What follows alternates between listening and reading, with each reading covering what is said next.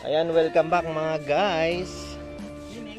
So for today's video, tayo po ay mamamasyal ngayon. Ito kasama ko ang aking bibi. Mama! Tara na! Ayan mga kachapsoy, ano ba sa Tagalog ang lupo?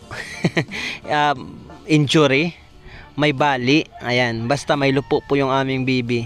So, naano po siya kasi kagabi, natapilok. Natapilok, ano po siya, nadapa po. So, dadalhin po namin doon sa hilot at papabidbid namin. Ayan, pabibidbirin namin. Ano ba ang pabibidbirin? Aming basta pahihilutin. So, ayan, bagong gising lang po kami at ayan, pagkatapos pong mag-agahan, pupunta na po kami doon sa hilot at baka yung hilot ay pumunta doon sa iba pang mga hihilutin niya. Ayan. Mega love shoutout po kay Ate Liwayway Aldabi. Hi guys, good morning.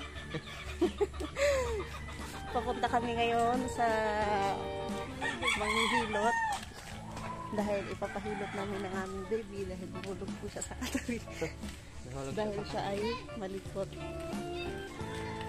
Ayan mga kachapsoy, habang naglalakad po kami ay ini-enjoy po namin yung pagkakataon dahil kahit bakasyon po ngayon at magpapasko, madalang po kaming lumabas ng bahay at sa kadahilanan pong wala po kaming kapera-pera. Natatakot po kaming baka kami ay makatundog ng isang tray ng bunay at wala po kaming pambayad. Dahil yung inaantay po naming garasya, ayon, hindi po siya dumating. Napospone daw po until further notice. Kaya naman po literal pong malamig po ang simoy ng hangin ng aming Pasko sa ngayon.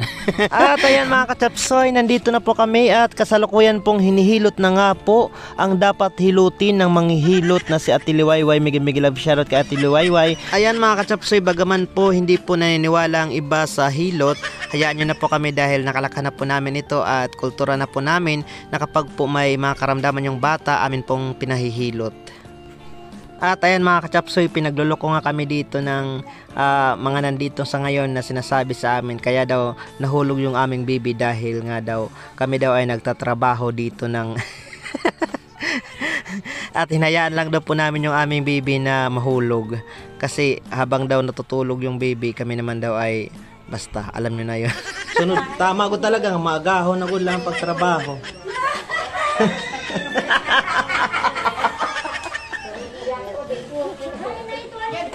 Yatsem gutok. Maligo talaga, nagsisirong pala. Kaya nahulog ang bata.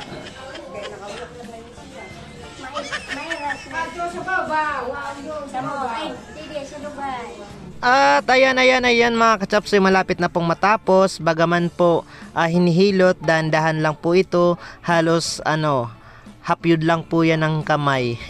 Hindi po yan dinidiinan ng manghihilot na si Ate Liwayway dahil syempre bata pa yan.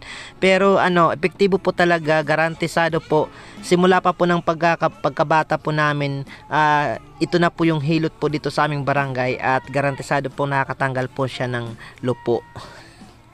Ang hindi lang po niya natatanggal ay ang lupo ng bulsa at saka ang lupo ng dughan ng mga puso ninyo. Ayan, okay ka na, bibi? At ayan mga kachapsoy, pauwi na po kami ng aming bahay. Salamat po kay Ate Liwayway sa hilot po. Mega love shoutout po sa doon po sa mga gusto pong magpahilot. Punta lamang po kayo dito sa Barangay Magsaysay-Lawang Northern Samar at hanapin po ninyo Liwayway Aldabi. Napakagaling po niyang hilot. Ayan, mega love shoutout po. At ayun mga kachapsi, maraming salamat po sa inyong walang sawang suporta, sa inyong nag-iisang Maestro Waray. Mega love shoutout po sa inyong lahat. Maraming salamat sa inyong pagmamahal at suporta. Yes, is your break it down you. Merry Christmas everyone. God bless us all and keep safe everyone.